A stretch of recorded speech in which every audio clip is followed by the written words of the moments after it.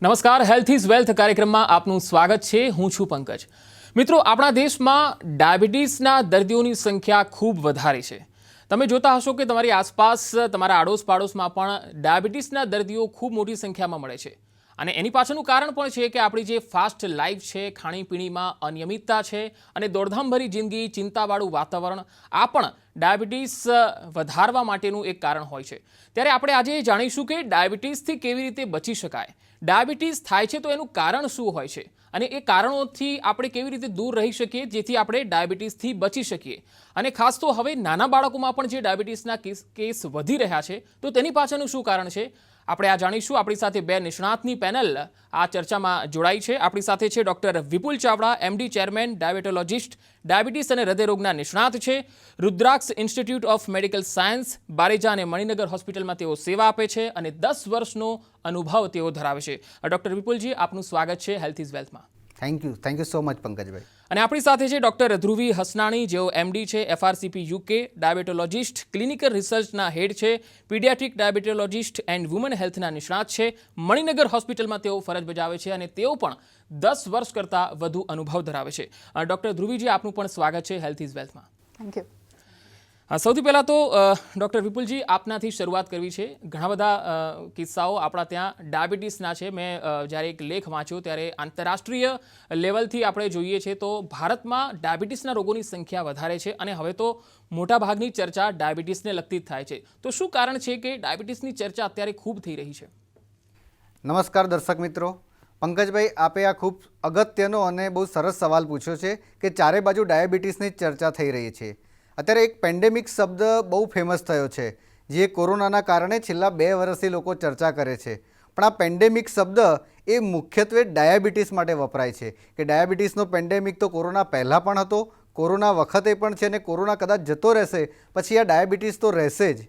આપણા દેશની વાત કરીએ, ઇન્ડિયાની વાત કરીએ તો ઇન્ડિયા ચાઇનાથી એક સ્ટેપ ખાલી પાછળ છે.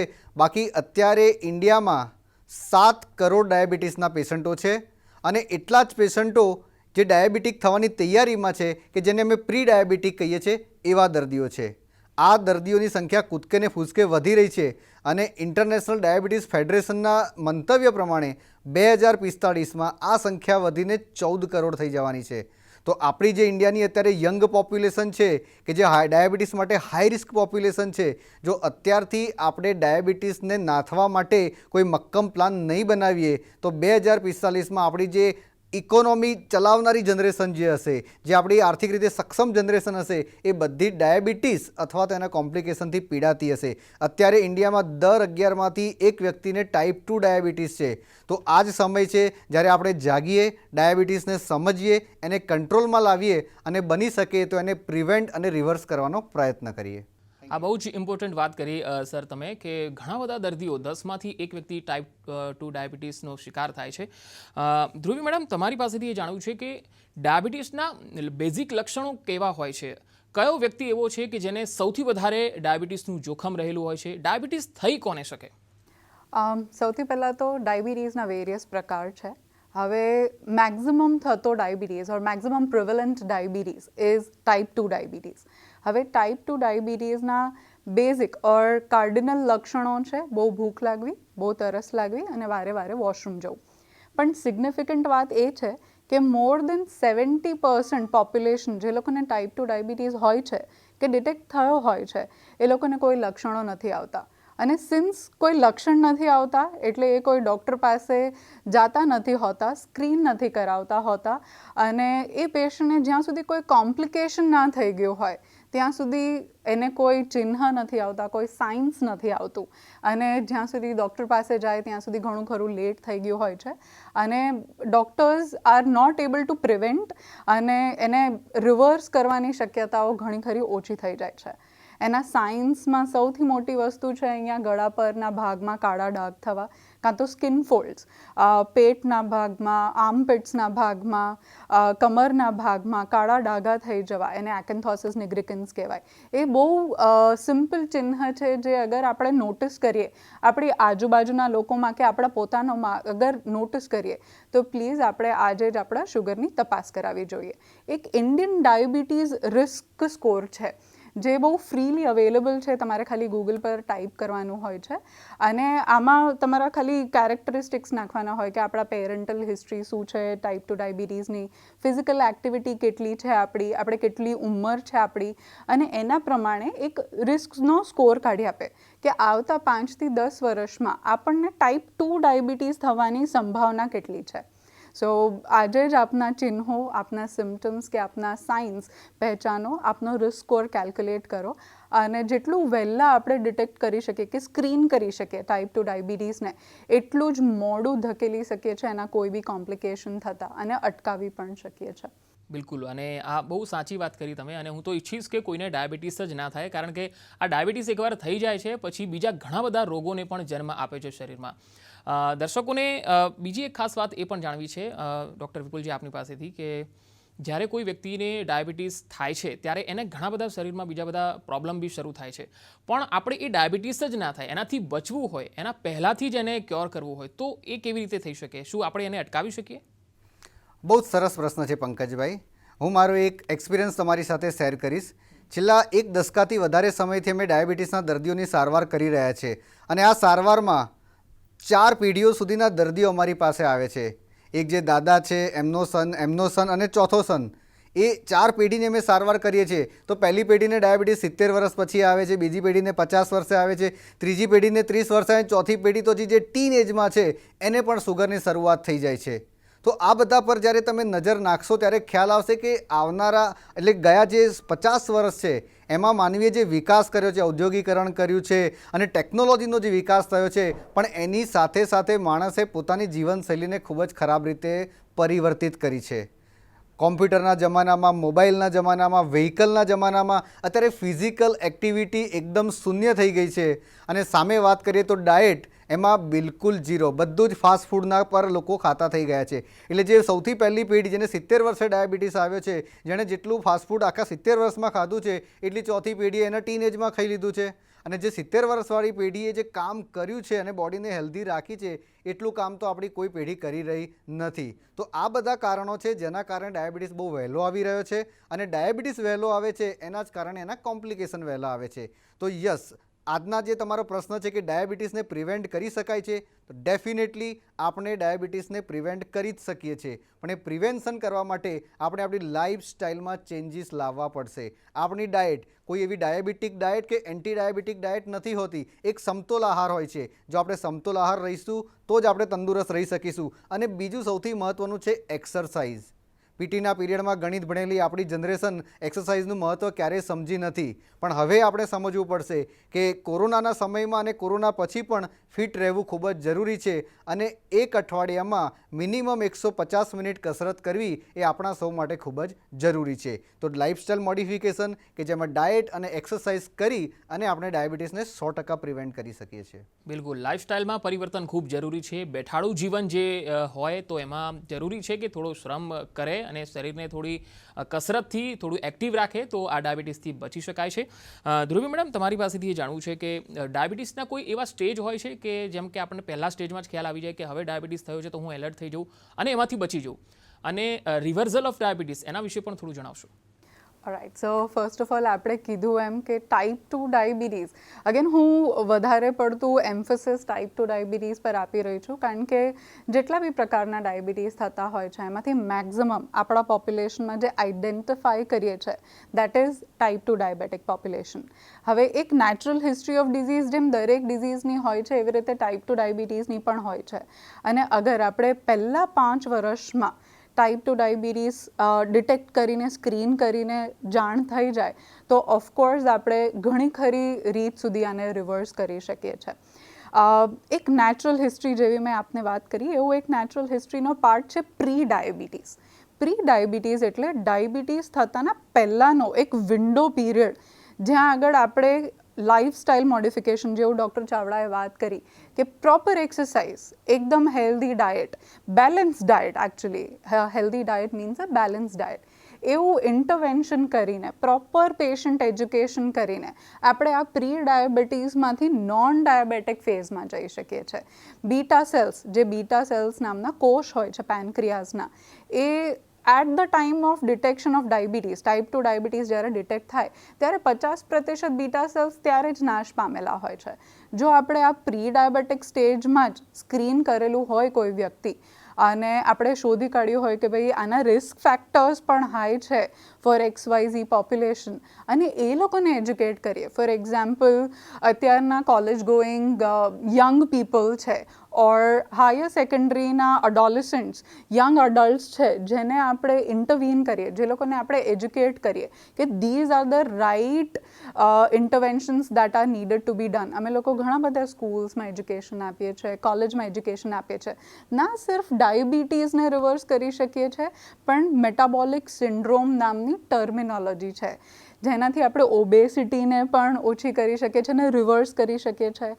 અર્લી હાઇપરટેન્શન ડિટેક્શન, ઘણા બધા યંગ અડલ્ટ્સમાં હાઇપરટેન્શન અને ડિસ્લિપિડેમિયા એ બહુ જ હાઈલી પ્રિવિલન્ટ છે. એ બધી જ વસ્તુને આપણે પ્રિવેન્ટ કરી શકીએ છીએ. બિલકુલ. ડૉક્ટર વિપુલજી, જે રીતે ધ્રુવી મેડમ કહી રહ્યા છે રિવર્સલ ઓફ ડાયાબિટીસ વિશે, પણ બધા દર્દીઓમાં આ શક્ય છે? બધા દર્દીઓને એક સરખી રીતે આપણે આ રીતે ટ્રીટ કરી શકીએ છીએ? સરસ સવાલ છે પંકજભાઈ. ડાયાબિટીસના રિવર્સલની જ્યારે વાત થાય છે ત્યારે સમજવું ખૂબ જરૂરી છે કે ડાયાબિટીસના બધા જ પ્રકારમાંથી એક ટાઈપ 2 ડાયાબિટીસ છે જેને આપણે રિવર્સ કરી શકીએ છીએ. અને એમાં પણ મેડમે કહ્યું એ પ્રમાણે કે ટાઈપ 2 ડાયાબિટીસનો એક વિન્ડો છે કે જે ડાયાબિટીસ ઓબેસિટી સાથે રિલેટેડ છે, જે તમારી લાઇફસ્ટાઈલ સાથે રિલેટેડ છે, જે તમારા કસરત ના કરવાના અને બિનજરૂરી ખોરાક ખાવા સાથે રિલેટેડ છે. એ ડાયાબિટીસને આપણે ડેફિનેટલી રિવર્સ કરી શકીએ છીએ.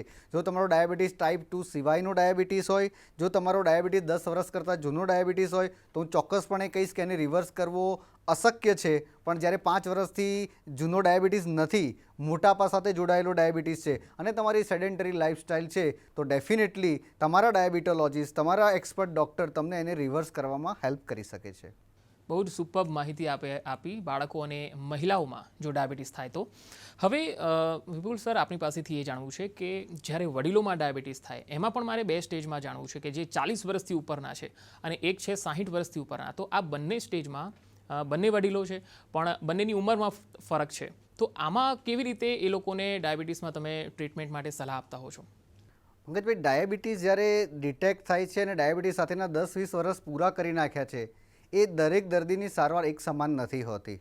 જ્યારે નવો ડાયાબિટીસ હોય છે ત્યારે અમારા મેડિકલ ફિલ્ડમાં એક ટર્મ છે મેટાબોલિક મેમરી, કે જ્યારે તમારો નવો ડાયાબિટીસ છે ત્યારે પહેલાં 5 વર્ષમાં તમે ડાયાબિટીસને જેટલો સારી રીતે સાચવશો એ મેટાબોલિક મેમરી આગળ કેરી ઓન થશે. જો પહેલાં 5 વર્ષમાં ડાયાબિટીસ સરસ હશે તો લાંબા ગાળે ડાયાબિટીસ પણ સારો રહેશે અને એના કોમ્પ્લિકેશન થવાના ચાન્સ પણ ઓછા રહેશે. પણ જ્યારે ડાયાબિટીસ પહેલાં 5-10 વર્ષમાં તમે બિલકુલ સાચવ્યો નથી, એવા દર્દીઓમાં 10 વર્ષે તમે જ્યારે ટાઈટ કંટ્રોલ કરવાનો પ્રયત્ન કરશો, વધારે સારો કંટ્રોલ કરવાનો પ્રયત્ન કરશો, તો એ ફાયદાના બદલે નુકસાન કરાવશે. આપણા ગુજરાતીમાં કહેવત છે કે પાકા ગળે કાંઠા ના ચડે. એમ જ્યારે ડાયાબિટીસના નવા દર્દી હોય છે એને સ્ટ્રિક્ટ કંટ્રોલ આપીએ, પણ જ્યારે ડાયાબિટીસને સાથે 10 વર્ષ 20 વર્ષ જીવી ચૂક્યા છે એવા દર્દીઓને સાથે સાથે ડાયાબિટીસના 10-20 વર્ષ પછી કોઈને કોઈ કોમોર્બિડિટી થતી જ હોય છે, જેમ કે હાઇપરટેન્શન છે, સ્ટ્રોક છે, હૃદય રોગ છે, હાથ પગના જ્ઞાનતંતુનો સોજો છે. આ બધી કોમોર્બિડિટી, કિડનીના રોગ છે, કોમોર્બિડિટીવાળા દર્દીઓને અમે ડાયાબિટીસ માટે થોડા લિબરલ રહીએ છીએ કે એટલો ટાઈટ કંટ્રોલ નહીં કરે તો ચાલશે. એટલે 60 વર્ષના ઉપરના વ્યક્તિઓ કે જે કોમોર્બિડિટી સાથે જીવી રહ્યા છે, મેન્ટલ સ્ટ્રેસ સાથે જીવી રહ્યા છે, એમને બહુ ટાઈટ કંટ્રોલ અમે કરાવતા નથી. એમનો સુગરનો કંટ્રોલ એટલો રહે કે જે એમને નુકસાન ના કરે એટલું એમના માટે પૂરતું છે. જ્યારે 40 થી 60 વર્ષના દર્દીઓ એ બધી જ રીતે એક્ટિવ હોય છે, physically active, mentally active, socially active, economically active અને સેક્સ્યુઅલી પણ એક્ટિવ હોય છે. આવા દર્દીઓની સારવારમાં અમે થોડા એમને વધારે સ્ટ્રિક્ટ રહેવાનું કહીએ છીએ, કારણ કે ક્વોલિટી ઓફ લાઈફ મેન્ટેન કરવી ખૂબ જ જરૂરી છે. આપણા ગુજરાતીમાં કહેવત છે કે સુખ વેચવાથી વધે છે અને દુઃખ વેચવાથી ઘટે છે. એટલે આવા દર્દીઓ જે 40 વર્ષથી ઉપરના છે, 60 વર્ષની ઉપરના છે, એ ડૉક્ટર સાથે આવી અને પોતાની તમામ આપવીતી ડાયાબિટીસને લગતી અને બીજી પણ કહેશે તો એમનું મન અને શરીર ખૂબ હળવું થઈ જશે. જેમ ધ્રુવી મેડમે કહ્યું એ પ્રમાણે ડાયાબિટીસ સાથે ડિસ્ટ્રેસ, અત્યારે ડિસ્ટ્રેસ અને સ્ટ્રેસની કોઈ વાત કરતું જ નથી અને મોટાભાગના રોગો, ડાયાબિટીસ સહિતના રોગો એ સ્ટ્રેસ સાથે બહુ સીધી રીતે જોડાયેલા છે. તો અમારી ટીમ જે અમે પ્રેક્ટિસ કરીએ છીએ એમાં અમે ડાયાબિટીસ ઉપર જ નહીં, એમના મેન્ટલ હેલ્થ પર પણ કામ કરીએ છીએ, એમની ડાયટ પર કામ કરીએ છીએ, એમની એક્સરસાઇઝ પર કામ કરીએ છીએ, એમના એડિક્શન પર કામ કરીએ છીએ અને આ બધા જ વ્યક્તિઓને આ બધા જ એસ્પેક્ટથી ટ્રીટ કરી અને હેલ્ધી અને હેપ્પી એ બંને રીતે જીવતા અમે શીખવાડીએ છીએ. બિલકુલ. ધ્રુવી મેડમ, જે રીતે ડૉક્ટર વિપુલ સરે જણાવ્યું, પણ મારે એ જાણવું છે કે ડાયાબિટીસના જે દર્દીઓ છે એને તમે જ્યારે બેઝિક એડવાઇઝરી આપતા હો છો તો એમાં બે સ્ટેજ પર મારે એ જાણવું છે કે એક તો એવો વ્યક્તિ કે જેને માત્ર ડાયાબિટીસ છે, બીજું કોઈ શરીરમાં પ્રોબ્લેમ નથી, તો એમને તમારી બેઝિક એડવાઇઝરી શું હોય છે? અને એક બીજો એવો વ્યક્તિ કે જે બ્લડ પ્રેશર અને કિડનીના પ્રોબ્લેમથી પણ પીડિત છે અને ડાયાબિટીસ છે, તો એના માટે તમારી બેઝિક એડવાઇઝરી શું હોય છે? Thank you. First of all, કોઈ બી ક્રોનિક ડિસઓર્ડર હોય, ભલે એ ડાયાબિટીસ હોય, બ્લડ પ્રેશર હોય, કિડની ડિઝીઝ હોય કે કોઈ પણ XYZ ક્રોનિક ડિઝીઝ, એટલે જે લાંબો સમય આપણા બોડીમાં છે અને લાંબો સમય આપણે એને મેનેજ કરવાનું છે, કમ્પ્લીટલી ક્યોરેબલ નથી, એવા પેશન્ટ્સ માટે દેર આર 4 બેઝિક પિલર્સ જે અમે સમજાવતા હોય. સૌથી પહેલાં તો તમારી મેડિકેશન, અને સ્પેસિફિકલી ફોર ડાયાબિટીસમાં અગર આપને ઇન્સ્યુલિન ચાલતું હોય તો વિના આપના પ્રાઇમરી ફિઝિશિયનને કોન્ટેક્ટ કર્યા વગર અથવા આપના સ્પેશિયલિસ્ટને કોન્ટેક્ટ કર્યા વગર આપના મેડિકેશન્સને સ્ટોપ નહીં કરવી, કાં તો કોઈ ફેરફાર નહીં કરો. That is the very first thing. Second વસ્તુ એવું સમજાવીએ છીએ કે લાઇફસ્ટાઇલ મોડિફિકેશન, ઘણા બધા ક્રોનિક ડિસઓર્ડર્સ, અગેન આપણે લાઇફસ્ટાઇલમાં ઇન્ક્લુડ કરીએ કે ન્યુટ્રિશન અને એક્સરસાઇઝ, આ બે મેઇન વસ્તુ છે જ્યારે આપણે લાઇફસ્ટાઇલ મોડિફિકેશનની વાત કરીએ.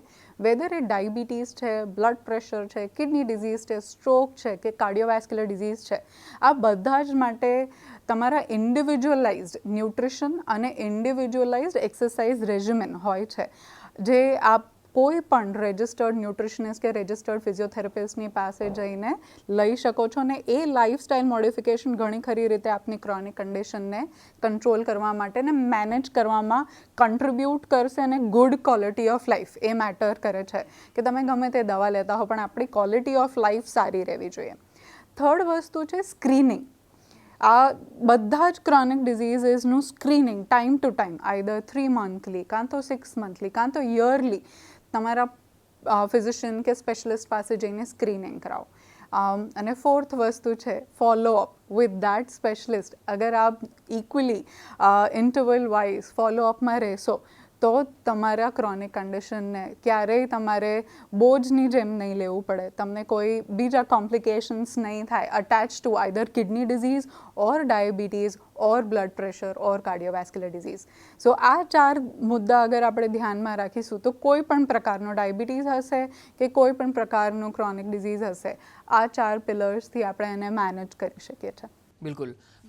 વિપુલ સર, આપને પૂછીશ, મેડિકલ ક્ષેત્રમાં હવે તો ઘણા બધા સંશોધનો થઈ રહ્યા છે, નવી નવી ટેકનોલોજી આવી છે, તો ડાયાબિટીસની સારવાર માટે કોઈ અદ્યતન ટેકનોલોજી અત્યારે લેટેસ્ટ આવી હોય એવી કોઈ?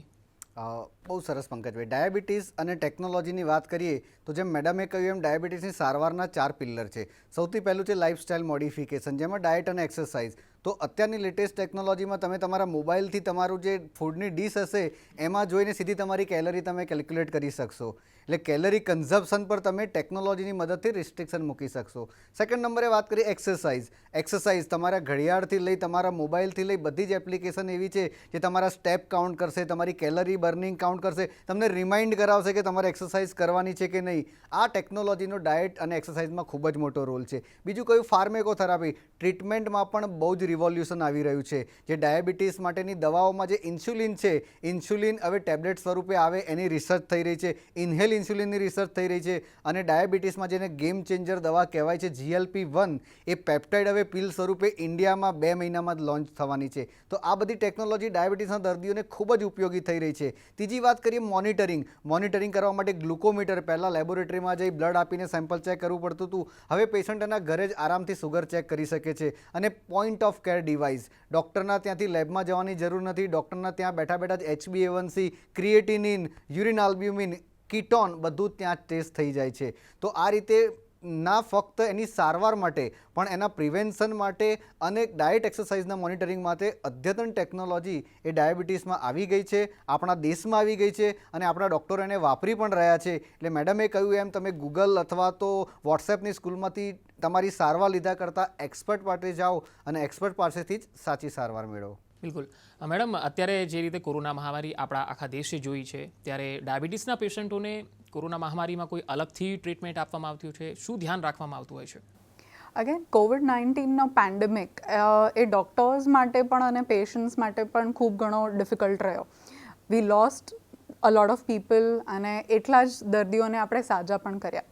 જ્યારે COVID-19ની ટ્રીટમેન્ટની વાત કરીએ ને તો COVID-19ની ટ્રીટમેન્ટ પછી આપણે બહુ બધા newly detected type 2 diabetic patients જોઈ રહ્યા છે અને ફોર દેટ મેટર અમે અમારા ઓલરેડી એક્ઝિસ્ટિંગ ડાયાબિટીક પેશન્ટને એવી સલાહ આપીએ કે આપના શુગર્સ કંટ્રોલમાં રાખો અને કંટ્રોલમાં એટલે દરેક જણાનું સ્પેસિફાઈડ ટાર્ગેટ હોય જે આપના ફિઝિશિયને કે ડાયાબિટોલોજિસ્ટે આપને સમજાવ્યું હોય ઉંમર પ્રમાણે ડિફરન્ટ ટાર્ગેટ્સ હોય જો અગર આપણું ડાયાબિટીસ નિયંત્રણમાં છે કંટ્રોલમાં છે તો આપણને COVID-19 થવાની શક્યતા પણ ઓછી છે વત્તા એના કોમ્પ્લિકેશન્સ અગર COVID-19 થઈ પણ ગયો તો એના કોમ્પ્લિકેશન્સ થવાની સંભાવના ઓછી થઈ જશે અગર આપણું શુગર કંટ્રોલમાં છે સેકન્ડરી ઇટ ઇઝ અમારી રિક્વેસ્ટ છે અમારી પ્લી છે આપ બધાને કે પ્લીઝ વેક્સિનેશન લઈ લો અને COVID-19ના દરેક પ્રિકોશન્સ આપણે ફોલો કરવાના જ છે weather it is masking social distancing કે હેન્ડ વોશિંગ આ બધા જ પ્રિકોશન્સ અગર આપણે પ્રોપરલી મેન્ટેન કરીશું